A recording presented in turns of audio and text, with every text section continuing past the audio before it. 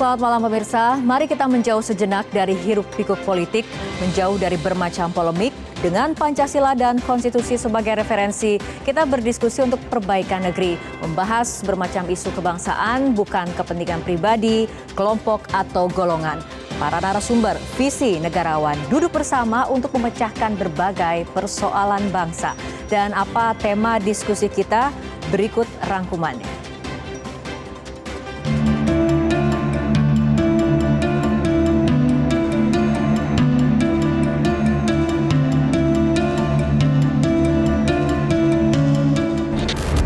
Kata keadilan dapat kita temukan dalam sila kelima Pancasila.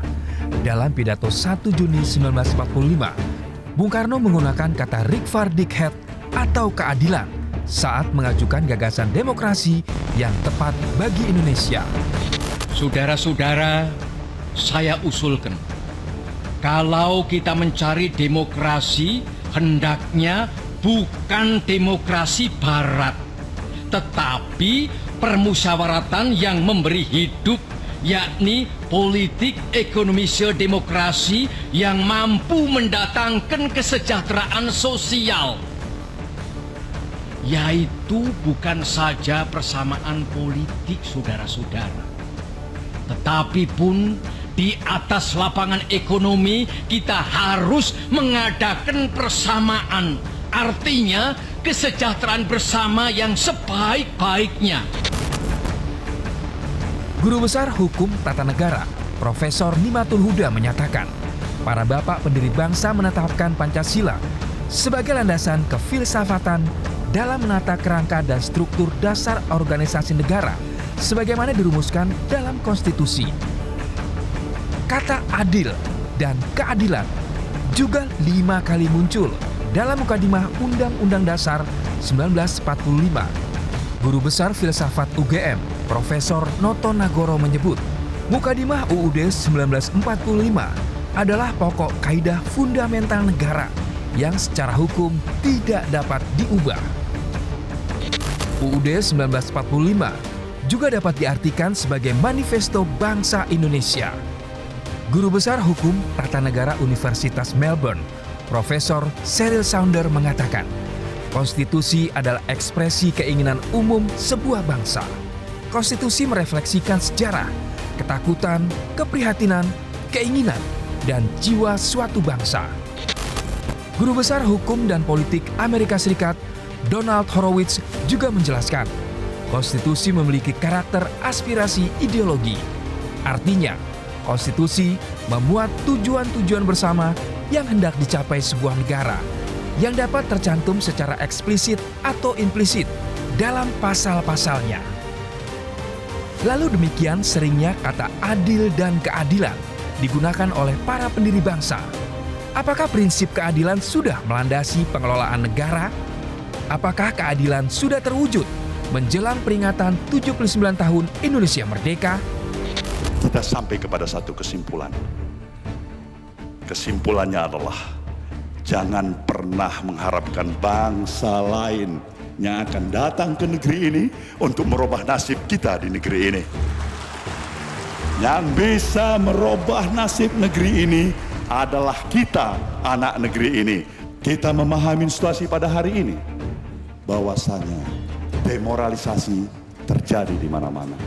Keruntuhan apresiasi dari masyarakat terhadap institusi-institusi resmi yang sudah hampir runtuh sama sekali. Inilah permasalahan kita. Kehilangan kepercayaan terhadap pemerintahan dalam menjalankan misi dan fungsi peran. Keadilan umumnya dipahami dalam 2 dimensi, yaitu keadilan retributif dan keadilan distributif. Keadilan retributif terkait ranah kajian ahli hukum, sedangkan keadilan distributif terkait ranah kajian ahli ekonomi dan politik.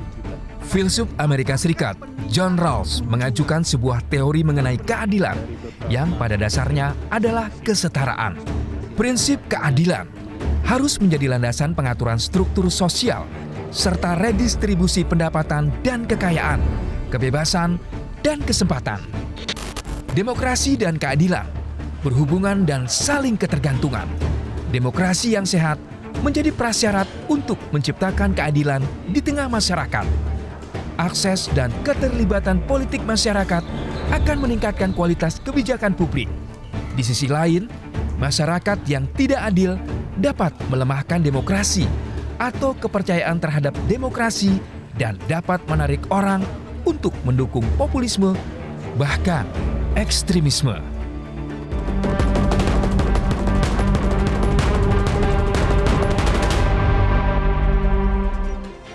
Pemirsa, kata adil dan keadilan mudah kita temukan dalam berbagai naskah pendirian Republik Indonesia. Menurut Plato, kata keadilan dapat diartikan sebagai kebaikan. Keadilan dalam arti yang luas merupakan esensi moralitas. Saat praktek korupsi, kolusi, dan nepotisme makin menjerat, isu keadilan makin menguat. Ada isu keadilan dalam dugaan kecurangan PPDB. Ada isu keadilan pula dalam dugaan hengki-pengki kuota haji. Dan apakah adil bila pemerintah memotong subsidi namun mengobral insentif investasi? Kita mencari keadilan dalam berbagai aspek kehidupan. Filsuf Amerika Serikat John Rawls menjelaskan 3 pilar dalam teori keadilan. Pertama, independensi dan otonomi rakyat. Kedua, kesetaraan peluang, peranan, jabatan, serta kualitas kehidupan. Ketiga, kesetaraan kewajiban dan tanggung jawab.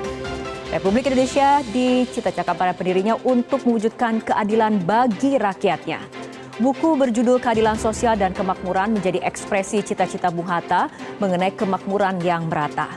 Pertanyaannya, apakah keadilan sudah hadir di negara Pancasila menjelang 79 tahun Indonesia merdeka? Negara berkeadilan adalah tema diskusi kita untuk pekan ini dan kita akan langsung bahasnya bersama narasumber yang telah hadir. Ada Guru Besar Ilmu Hukum, Profesor Dr. Todung Mulya Lubis. Selamat malam Prof. Todung. Selamat malam. Terima Fitri. kasih telah hadir di studio Metro TV. Dan di sebelah Prof. Todung ada juga kemudian Kepala Departemen Ilmu Ekonomi FEB UI, Bapak Fit Edrison PhD. Pak Fit, apa kabarnya malam hari ini? Alhamdulillah baik. Alhamdulillah baik. Dan selanjutnya ada juga cendekiawan kebangsaan Bapak Sukidi PhD. Selamat malam Pak Sukidi, apa kabarnya malam hari ini? Baik Mbak, Alhamdulillah. Baik, kita akan berdiskusi mengenai tema kita untuk pekan ini. Namun sebelumnya kita akan ikuti jeda berikut terlebih dahulu.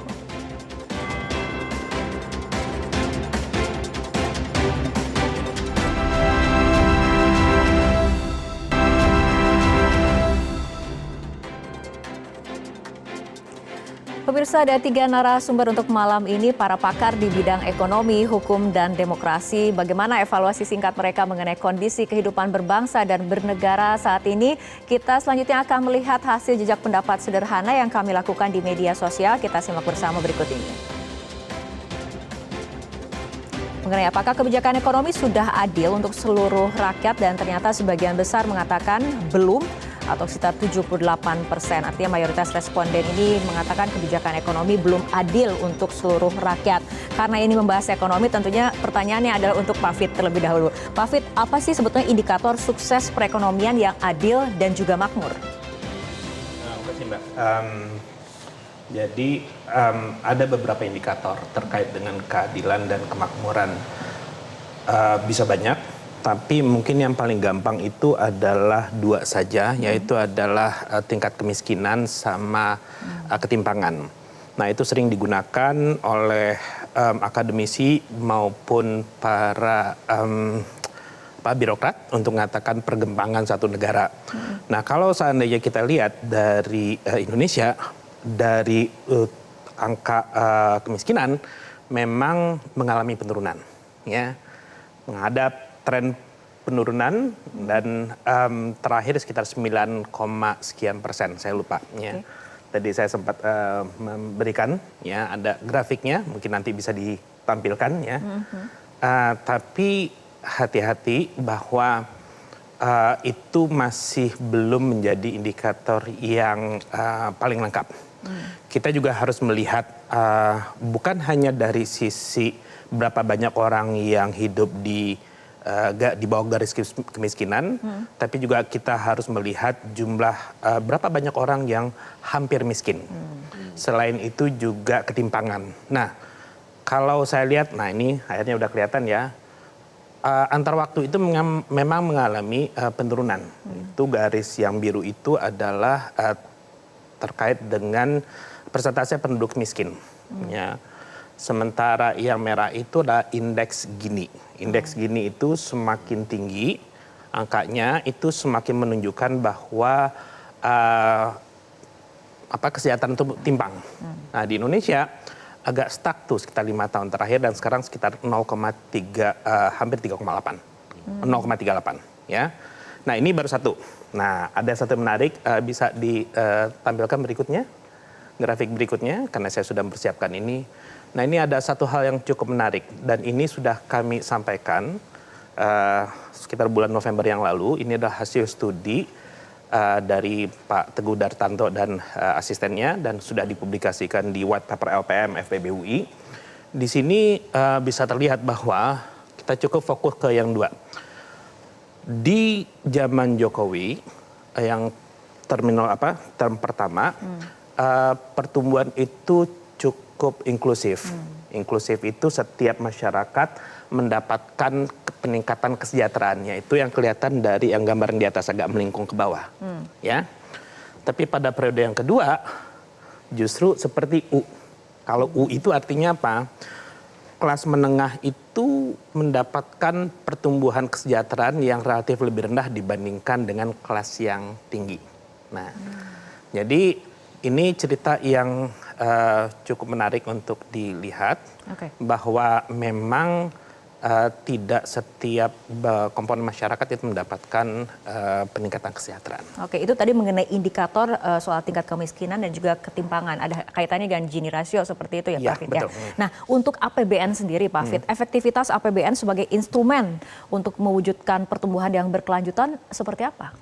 Kalau APBN itu kan salah satu instrumen untuk mempercepat pertumbuhan ekonomi sama memperbaiki distribusi kesejahteraan. Nah, sangat tergantung dari alokasinya seperti apa. Nah, saya sudah melihat datanya. Sebetulnya yang paling penting itu adalah seberapa besar pengeluaran pemerintah itu yang bisa berdampak terhadap peningkatan output. Nah, yang paling gampang itu adalah melihat dari biaya belanja capital expenditure. Sayangnya capital expenditure itu sangat rendah, ya, relatif lebih rendah dibandingkan yang lain. Kalau nggak salah di bawah 10%. Jadi belanja personal, belanja barang itu lebih tinggi. Bahkan cicilan bunga utang itu porsinya masih lebih besar dibandingkan dengan belanja pembangunan. Nah, dengan jumlah yang sedikit itu memang menjadi challenge untuk meningkatkan pertumbuhan ekonomi. Oke, baik. Itu kita berbicara mengenai sisi ekonomi. Selanjutnya kita juga akan melihat ataupun mencermati dari sisi hukum, Prof. Todung. Tapi sebelumnya kita akan melihat jejak pendapat serupa dari media sosial. Kita lihat bersama hasilnya mengenai keadilan dan kepastian hukum sudah terwujudkah? Dan responden ataupun mayoritas responden mengatakan belum, ada 86% yang mengatakan belum seperti itu. Prof. Todung sekitar 20 tahun lalu ini kan menulis ya mengenai hanya dengan penegakan hukum demokrasi dapat tumbuh kuat dan mencintai Indonesia adalah menghentikan ketidakadilan, pelanggaran HAM, penegakan wibawa hukum dan kredibilitas lembaga penegak hukum. Nah, Prof. Todung, hukum sebagai aksesoris kekuasaan, bagaimana nih? Saya ingin memberikan komentar lebih dulu dengan angka yang ditampilkan tadi. Kalau itu 86, sekian ya, saya sama sekali tidak terkejut dan mungkin angkanya lebih dari 86. Sebab menurut saya sejak zaman reformasi 1998, pembangunan hukum itu yang paling diterlantarkan. Ini menurut pendapat saya. Nah, kalau saya dulu pernah menulis bahwa kepastian hukum, penegakan hukum itu memang menjadi kunci untuk keberhasilan demokrasi, untuk keberhasilan pembangunan ekonomi, saya tidak pernah berubah dari pendapat saya. Sebab menurut saya inilah yang lacking gitu. Inilah yang absen dalam kehidupan kita berbangsa dan bernegara. Nah, dalam konteks ini saya ingin melihat dalam 3 perspektif atau 3 sudut pandang. Kita biasanya melihat satu mengenai struktur hukum. Sejauh mana peranata-peranata hukum itu fungsional atau tidak. berjalan sebagaimana yang kita harapkan atau tidak. Kita sudah punya banyak sekali peranata hukum. Mungkin berlebihan gitu. Ada MA, ada MK, ada KPK, ada kejaksaan, ada kepolisian. Tapi pertanyaannya apakah mereka fungsional atau tidak, seperti yang kita inginkan. Nah, kedua mengenai legal substance, substansi hukum. Nah, undang-undang seharusnya menjadi rujukan kita untuk menegakkan keadilan. Tadi Bung Karno bicara mengenai kesejahteraan sosial. Saya kira kita gagal dalam mewujudkan keadilan sosial, kesejahteraan sosial. Saya ini 5 tahun di Norwegia sebagai duta besar, saya belajar banyak mengenai kesejahteraan atau welfare state ya, yang betul-betul seharusnya menjadi cita-cita kita dan tujuan kita berbangsa dan bernegara. Tapi kan welfare state di Indonesia itu tidak jalan sama sekali, bukan tidak ada bantuan kepada publik, kepada rakyat, ada bansos. Ada 10 macam bansos kalau saya tidak salah, mungkin lebih. Tapi bansos dalam konteks Indonesia itu dilihat sebagai kedermawanan, charity, bukan entitlement, bukan hak. Seharusnya itu menjadi hak. Kalau dia tidak menjadi hak atau entitlement, ya selama itu dia akan tergantung pada kebaikan hati kekuasaan. Makanya ada yang disebut benevolent leaders. Nah, kita ini berharap pada benevolent leaders di Indonesia ini. Nah, itu dari segi legal structures, legal substance. Banyak undang-undang dilahirkan, tapi undang-undangnya tidak menjamin rasa keadilan, tidak mewujudkan keadilan itu sendiri. Nah, ketiga, legal cultures. Sejauh mana ketaatan hukum itu ada pada masyarakat kita. Nah, sebetulnya sih yang paling penting bukan ketaatan hukum dari masyarakat kita, tapi ketaatan hukum dari penguasa, dari pemerintah. Nah, ini yang menurut saya jadi satu persoalan besar. Tadi kalau dilihat dari apa yang ditampilkan di layar TV, saya kira ketidakberfungsian lembaga-lembaga penegak hukum itu dengan telanjang bisa kita saksikan. Kalau ke polisi mereka bilang, kalau hilang ayam ya jangan datang ke polisi, nanti mesti hilang kambingnya yang akan hilang, ya kan? Nah, hukum itu tumpul ke atas, tajam ke bawah. Nah, kita lihat putusan-putusan Mahkamah Agung, putusan Mahkamah Konstitusi, apa yang dilakukan oleh KPK itu melukai rasa keadilan. Jadi menurut saya memang pekerjaan rumah kita dan pekerjaan rumah pemerintah yang akan dilantik pada bulan Oktober adalah membenahi hukum ini dan menjadikannya sebagai agenda utama. Bukan saya menganggap bahwa ekonomi itu tidak penting, sangat penting gitu. Tapi menurut saya tidak mungkin pembangunan ekonomi yang betul-betul masif dan progresif dilakukan itu bisa mencapai sasaran kalau kepastian hukum itu tidak dijamin. Oke, Prof tadi menyinggung sedikit mengenai bansos, karena kemudian bahasannya adalah mengenai klientelisme nih, Prof. Ini bagaimana nih? Ya, dengan pola yang seperti sekarang itu tidak bisa tidak akan melahirkan klientelisme. Ya. Jadi ya menurut saya kedermawanan, kebaikan hati yang menjadi dasar dari bansos itu, menurut saya akan menumbuhkan loyalitas palsu sebenarnya. Ya. Loyalitas yang dipaksakan kepada penerima bansos. Nah, ini yang menurut saya punya ramifikasi yang sangat serius karena satu, dia menimbulkan ketidakadilan. Banyak yang tidak mendapatkan bansos. Kedua, dia juga tidak melahirkan satu perubahan karena kalau orang dicecokin bansos terus-terusan, dia nggak akan berubah nasibnya. Kita mesti melakukan lebih dari pemberian bansos sebenarnya. Nah, oleh sebab itu saya sekarang ini saya mengajar mata kuliah di UGM namanya welfare state. Saya ingin bicara dan membangunkan kesadaran kita bahwa welfare state itu yang diatur dalam pasal 33 Undang-Undang Dasar 45 dan 34 itu betul-betul diwujudkan dan itu yang sama sekali tidak disentuh dalam kehidupan kita sekarang ini. Sangat superficial. Ya, jadi saya membangun satu kesadaran untuk kita ngomong kembali lah apa yang dikatakan Bung Hatta dulu mengenai ekonomi kerakyatan, mengenai koperasi. Apa yang dikatakan oleh Mubiarto misalnya, apa yang dikatakan oleh Sri Tua Arif, oleh Edi Swasono. Ini perdebatan mengenai hilang. Jadi kita ini seolah-olah mengundang masuk modal asing begitu banyak, memberikan insentif fiskal dan non fiskal kepada penanaman modal domestik dan asing. Ini untuk apa? Apakah kita hanya for the sake of inviting investment? Atau kita ingin memberikan kesejahteraan itu kepada rakyat. Nah, benang merahnya tidak kelihatan. Oke, baik Prof. Tadu salah satunya tadi meng-highlight mengenai struktur hukum, substansi hukum dan juga legal culture. Selanjutnya kita akan berbicara mengenai demokrasi itu sendiri.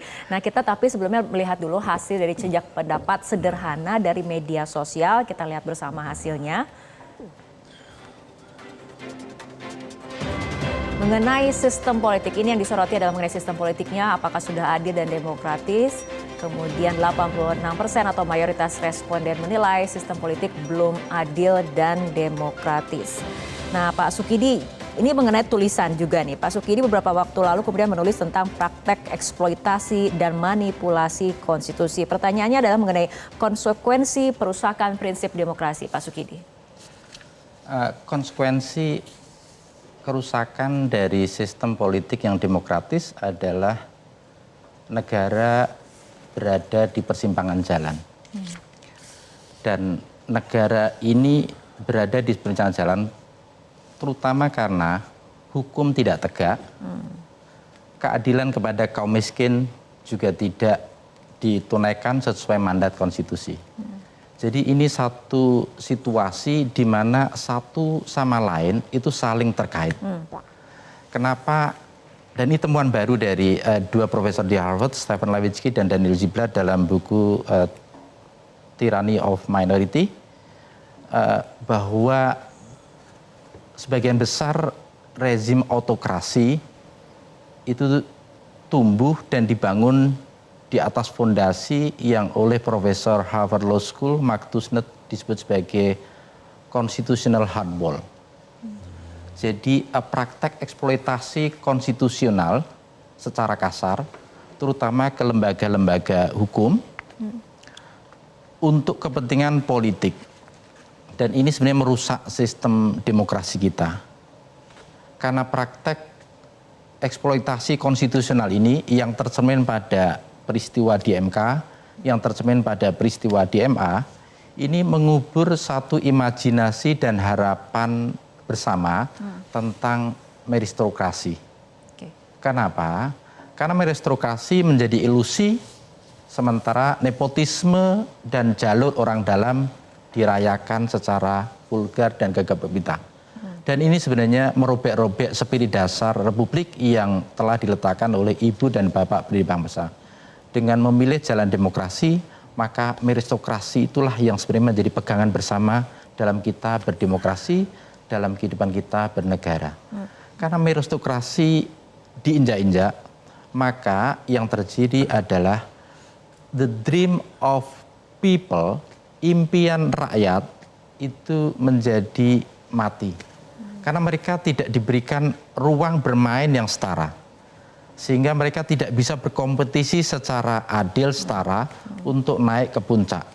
Ini berbeda dengan kisah kesuksesan negara Singapura sampai Amerika, di mana para founding fathers dari Lee Kuan Yew sampai Thomas Jefferson, they saw themselves as men of merit. Mereka melihat diri mereka sendiri sebagai men of merit. Manusia yang mengedepankan prinsip meritokrasi itu sendiri. Dengan wisdom, dengan kompetensi, dengan kemampuan teknokratis, itulah mereka yang memajukan republik itu. Karena meritokrasi diinjak-injak, tidak dijadikan satu pegangan bersama, maka yang sebenarnya terjadi pada kita adalah dalam konteks ekonomi, adalah ekonomi yang tidak memberikan keadilan kepada kelompok miskin, tapi juga yang lebih gawat lagi adalah kelompok kelas menengah ini. Jadi kemiskinan itu 26 juta lebih, cukup besar. Hanya dengan angka pendapatan yang sangat kecil, 550 ribuan per bulan. Itu sangat kecil. Itu artinya apa? Artinya kalau angka itu dinaikkan sedikit saja, maka kemiskinan yang 9% tadi akan naik cukup besar. Dan kelas menengah yang oleh Profesor sebut sebagai rentan hidup miskin, itu sebenarnya mayoritas dari struktur masyarakat kita, yaitu adalah struktur masyarakat yang sebenarnya timpang. Kenapa? Karena kelas menengah ini cukup besar, tetapi tidak begitu diperhatikan dari aspek kebijakan ekonomi oleh pemerintah. Kalau kelas menengah ini berhenti dari aspek spending, maka ekonomi kita akan rapuh dan roboh. Untuk itu pemerintah harus memberikan perhatian khusus kepada kelas menengah dan sekaligus kelas miskin. Ini dua kelas yang menempati segmen terbesar dalam masyarakat kita. Karena itu ekonomi yang kita jalani sebenarnya ekonomi yang jauh dari visi keadilan dan kesejahteraan bersama yang diletakkan oleh ibu dan bapak pendiri bangsa, karena kita menghadapi hari-hari ini situasi kesenjangan sosial yang seperti halnya terjadi di Amerika. Maka harga mahal dari kesenjangan sosial ini adalah masyarakat tidak memperoleh kesempatan yang sama, yang adil, yang egaliter pada akses pendidikan, pada akses kesehatan, pada akses equal opportunity, kesempatan yang setara. Sehingga apa? Sehingga mereka tidak bisa compete secara setara pula. Oke, baik Bapak-bapak, kita masih punya waktu tapi kita akan lanjutkan kembali perbincangan usai jeda berikut.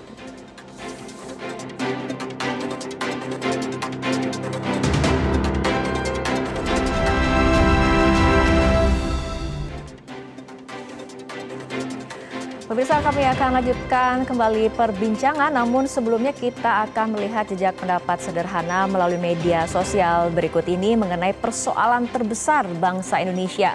Dan ternyata mayoritasnya mengatakan adalah ekonomi. 46%, hukum 38%. Ini memang agak perbedaan tipis antara ekonomi dan juga hukum seperti itu. Tapi apabila kita lihat dari teori keadilan John Rawls, meliputi 3 aspek utama memang dalam kehidupan bernegara, ada politik, ekonomi, dan juga hukum. Berkaitan dengan hasil polling sederhana ini dan capaian bangsa Indonesia dalam 3 sektor ini, mungkin bisa komentarnya masing-masing ke Prof dulu seperti itu. Kalau misalnya responden menilainya ekonomi salah satu persoalan terbesar, ini seperti apa kaitannya? Saya tidak membantah ya bahwa persoalan ekonomi itu sangat serius ya, sangat dirasakan oleh publik, oleh rakyat ya.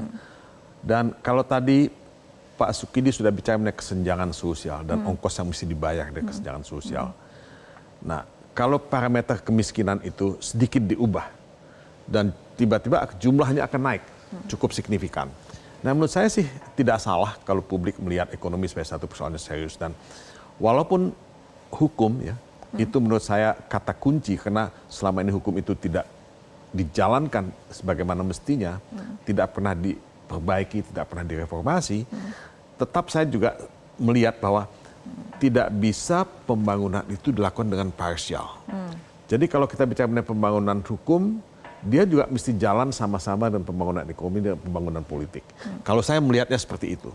Karena ketika pembangunan hukum hanya dijadikan sebagai satu prioritas yang paling utama, menurut saya dia juga tidak akan bisa menangkap aspirasi dan keresahan ekonomi yang terjadi, keresahan demokrasi yang terjadi. Jadi saya melihat harus semuanya ini dalam equal footing, ya, kesempatan yang sama. Nah, dalam konteks ini saya setuju sebetulnya kita lebih banyak ya duduk bersama-sama, karena kecenderungan yang saya lihat adalah orang hukum ini tidak ya berinteraksi, ya ada ego sektoral yang luar biasa gitu. Ini sedang berinteraksi nih pakar masing-masing nih, ya, hukum dan ekonomi. Jadi kelihatannya seperti itu, dan teman-teman ekonomi juga seolah-olah menganggap hukum itu ya udahlah, ini hukum ini kadang-kadang bikin sulit, bikin susah, menghambat ya. Jadi menurut saya stigma-stigma ini kan yang mesti diselesaikan. Ya. Sebab tidak mungkin kita bisa lebih sustainable, lebih berkelanjutan kalau jalan sendiri-sendiri. Nah, betul. Ini persoalannya. Ya. Saya mungkin akan menyampaikan bahwa tidak harusnya hukum dan ekonomi itu saling mendukung. Ya. Jadi tidak ada trade off, Pak, dalam artian bahwa ya udah kita korbankan hukum agar ekonomi tumbuh. Ya, seharusnya begitu. Seharusnya seperti itu. Dan literatur faktanya memang seperti itu. Kalau kita ngelihat konteks jangka panjang ya. Jadi kalau konteks jangka panjang, kalau saat ini kita ngomong tentang pertumbuhan, banyak teorinya dari Solo Growth Model sampai yang terakhir ya. Tapi satu kesimpulan setelah sekian puluh tahun literatur, yang paling bisa menjamin satu perekonomian itu tumbuh secara berkelanjutan itu adalah kualitas institusi. Nah, kualitas institusi itu artinya apa? Salah satunya kepastian hukum, Pak. Nah, saya pakai bahasa yang sederhana. kepastian hukum kira-kira seperti ini. Kalau ada kepastian hukum, maka baik konsumen maupun produsen itu akan tertarik untuk melakukan kegiatan ekonomi. Bagi produsen itu akan mau melakukan investasi karena mereka punya ekspektasi apa yang bisa dihasilkan dari investasi tersebut. Bagi konsumen juga seperti itu, mereka nggak perlu wait and see. Jadi ada pergerakan ekonomi baik dari konsumen maupun produsen. Itu baru akan timbul dengan baik jika mereka itu percaya. Nah, dalam konteks ini ya institusi plays a significant role gitu. Gitu. Oke, Pak Sukidi tanggapannya? Saya kira hukum menjadi masalah terbesar bangsa ini. Dan ini menjadi satu rimba begitu banyak mafia dan mereka yang tergabung pada community of law, masyarakat hukum harus terpanggil untuk membenahi masalah ini. Karena masalah ekonomi tidak tumbuh dengan baik, terutama investor tidak memperoleh kepastian hukum ketika menghadapi satu masalah. Ini berbeda dengan bagaimana investasi di Vietnam yang jauh lebih besar ketimbang investasi di kita. Dan masalah terbesar hukum, kalau saya sederhanakan, adalah dua. Pertama, hukum itu berada di bawah kekuasaan eksekutif.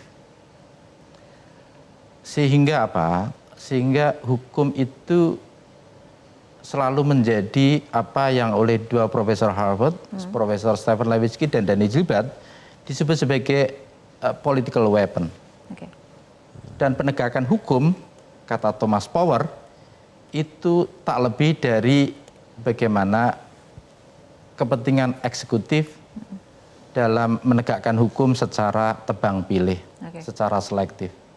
Dan ini jujur saja memporak-porandakan republik yang didirikan oleh ibu dan bapak bangsa yang fondasi utamanya adalah supremasi hukum itu sendiri. The rule of law, aturan hukum, jatuh menjadi the rule of tyrant, menjadi hukum tiran itu sendiri. Hukum tiran itu diatur oleh hukum yang menguntungkan kepentingannya sendiri. Sekiranya hukum tidak menguntungkan kepentingannya sendiri, maka ia ubah agar sesuai dengan selera kekuasaan. Karena itu kita tidak pernah bisa berharap bahwa hukum ditegakkan karena apa? Karena hukum itu rusak justru dari atas. Itu sebabnya hukum dipakai sebagai senjata politik untuk menekan para pesaing politik, tapi juga untuk menjadikan mereka agar setia pada kekuasaan itu sendiri. Yang paling brutal adalah menjadikan hukum sebagai alat sandera itu sendiri.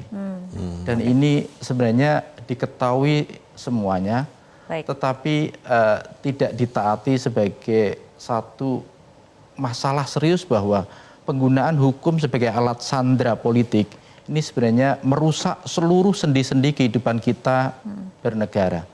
Karena itu enough is enough, cukup. Dan ini saatnya untuk berbenah diri, menjadikan hukum semata-mata sebagai instrumen untuk menegakkan keadilan yang berpihak pada kepentingan bersama. Baik, sebelum ke pertanyaan berikutnya mungkin bisa komentar dulu Prof. Todung, karena ini berbicara mengenai hukum nih banyakannya. Oke, saya meragukan ya, apakah kita memang menghendaki satu penegakan hukum yang independen. Ya, jadi ada dilema. Melanjutkan logika yang disampaikan oleh kawan saya Pak Sukidi, dilemanya apa? Dilemanya kalau hukum itu independen, dia akan sangat merugikan kekuasaan itu sendiri. Banyak sekali akan bisa menjadi korban dari independency of law dan independency of legal institutions. Apakah itu Mahkamah Agung, apakah itu kepolisian, kejaksaan. Nah, oleh sebab itu by intention secara sengaja memang tidak diusahakan. Nah, kalau kita bicara mengenai supremasi hukum yang independen, pasti pemberantasan korupsi itu akan jauh lebih berhasil ketimbang sekarang ini. Pasti penegakan hukum pemberantasan kriminal itu pasti akan lebih baik dari sekarang ini. Tapi kan semua kita lihat tadi disebut tebang pilih. menurut saya bukan hanya tebang pilih, ya kan? Yang terjadi ini banyak sekali menurut saya korupsi dalam penegakan hukum. Korupsi tidak semata-mata korupsi dalam artian uang, tapi korupsi kekuasaan, korupsi terhadap moralitas, ya, dan integritas penegakan hukum itu sendiri. Dan ini yang terjadi menurut saya. Jadi kalau saya boleh berpesan kepada pemerintah yang baru yang akan dilantik pada bulan Oktober, tolong agenda reformasi hukum itu betul-betul ditangani secara serius. Betul-betul dijadikan sebagai agenda yang sangat penting gitu. Bukan ecek-ecek gitu. Bukan abal-abal, ya, bukan seperti itu. Ya. Oke, baik Bapak-bapak, kita akan lanjutkan kembali perbincangan, tapi kita ikuti jeda berikut terlebih dahulu.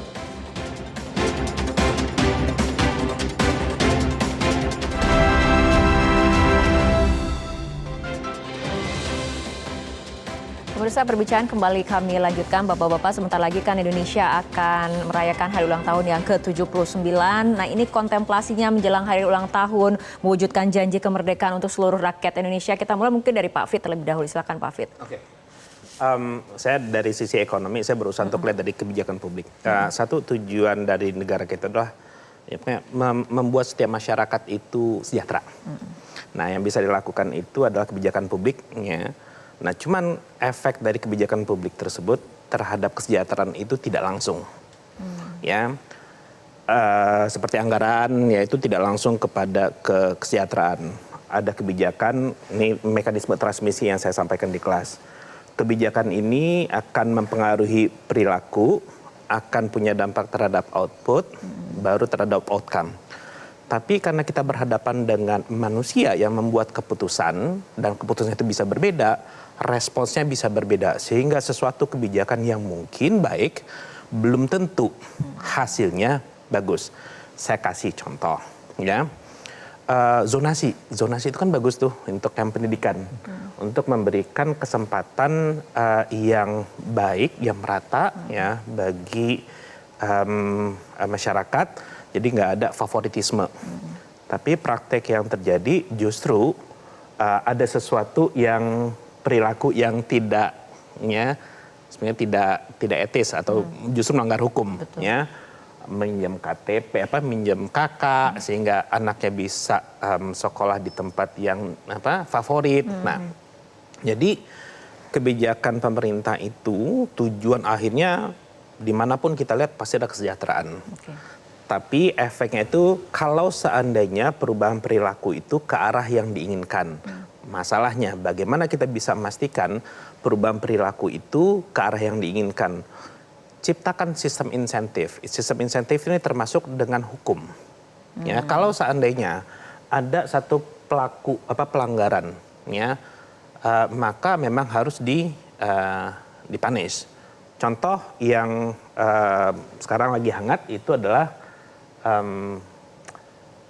makan siang, ya. Makan siang ini masih jadi perdebatan, ya. Tujuannya bagus agar masyarakat Indonesia khususnya siswa mendapatkan makanan bergizi. Ya, dari anggaran sampai ke outcome-nya itu, policy sampai ke outcome itu nggak langsung. Pertanyaannya, ini sampai nggak ini 7.500? Ya, benar-benar 7.500 ini sampai nggak, ya, kepada masyarakat yang menerima, atau jangan-jangan ada perubahan perilaku dari agen ekonomi yang terdampak baik secara langsung atau tidak langsung. Nah, kalau seandainya perubahan perilaku itu ke sesuatu yang dalam tanda kutip negatif, maka bisa saja kebijakan yang baik itu tidak mencapai sasaran yang diinginkan. Nah, kontemplasi dari sisi hukum seperti apa, Prof. tadi? Saya ingin kembali mengutip apa yang dikatakan oleh Bung Karno tadi soal kesejahteraan sosial. Ya, memang pembangunan hukum, pembangunan ekonomi dan pembangunan politik, saya tetap melihat harus saling isi mengisi. Nah, pasal 33 dan 34 Undang-Undang Dasar 45 itu bicara mengenai apa yang disebut negara kesejahteraan sosial, ya, social welfare state. Pasal 33 itu sangat bagus, ya. Pasal 34 juga sangat bagus. Nah, seharusnya hukum kalau kita percaya sebagai a tool of social engineering, hukum itu mesti mendesain dan memfasilitasi pembagian kesejahteraan yang adil yang merata kepada seluruh rakyat. Nah, apa itu? Sebenarnya kalau kita lihat di negara-negara Skandinavia, Eropa Barat, yang paling penting itu kan pendidikan. Kedua, kesehatan. Ketiga, employment. Keempat, pensiun hari tua. Nah, tentu ini tidak cukup.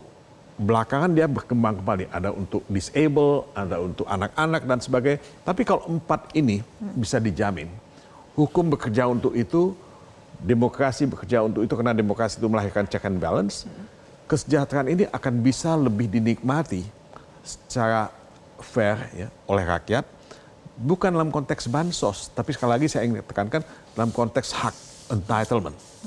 Nah, inilah politik hukum ke depan sebetulnya. Kalau kita mau bicara mengenai politik hukum ke depan dalam rangka memperingati kemerdekaan yang ke-79 ini. Nah, saya tetap tidak mengerti kenapa kita sekian lama merdeka, kita tidak bisa membangun satu sistem yang menjamin kesejahteraan itu.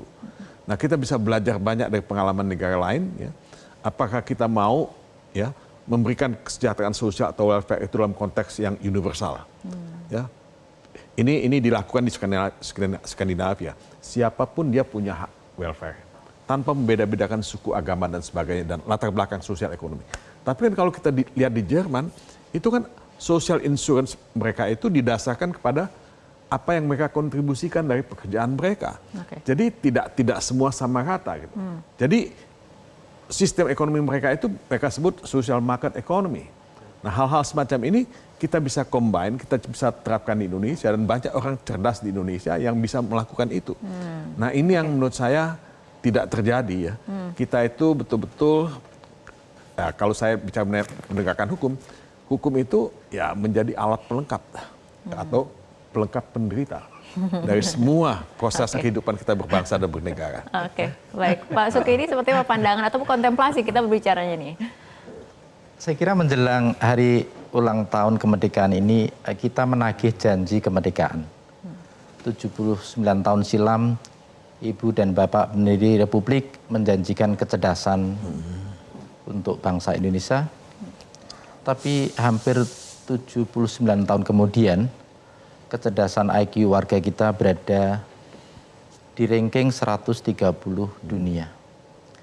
Karena itu kita harus bahu-membahu untuk memperbaiki sistem pendidikan, berikan kesejahteraan kepada guru, perbaiki method of learning, dan juga keberpihakan kepada kaum papa, kaum miskin, agar mereka memperoleh pendidikan yang berkualitas, dengan mengirim guru-guru terbaik pada kantong-kantong kemiskinan, sehingga mereka bisa menikmati the best education, pendidikan terbaik. 79 tahun silam, Ibu dan Bapak pendiri bangsa mengamanahkan kesejahteraan.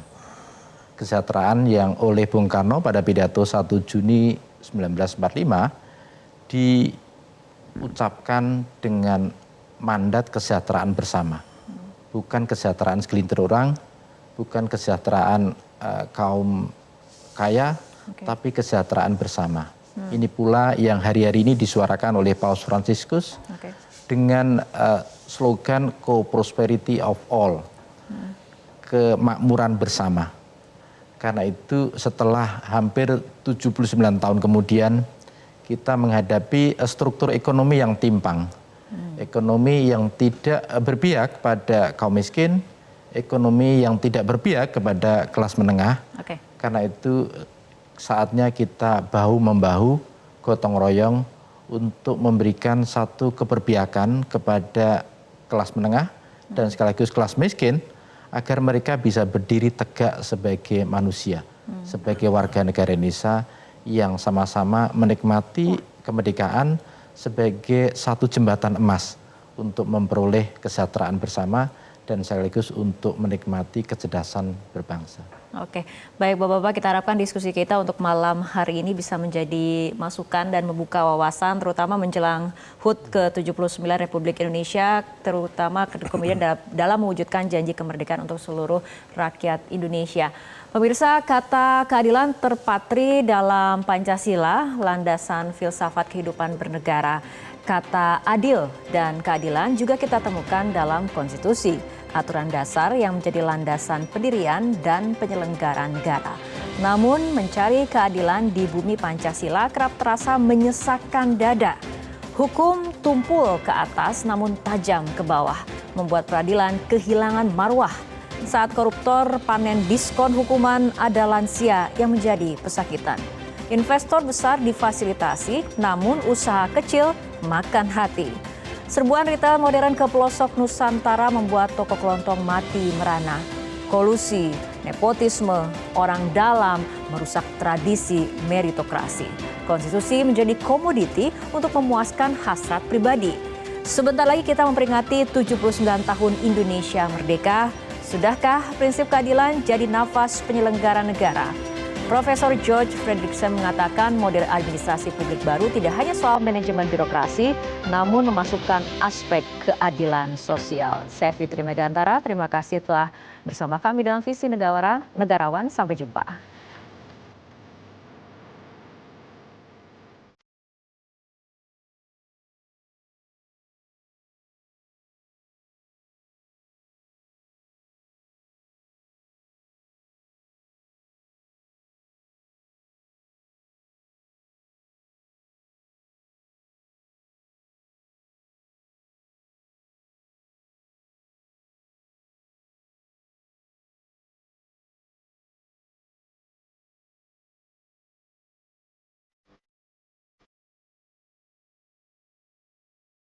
Metro TV. Jelajahi cara baru mendapatkan informasi. Download Metro TV Extend sekarang.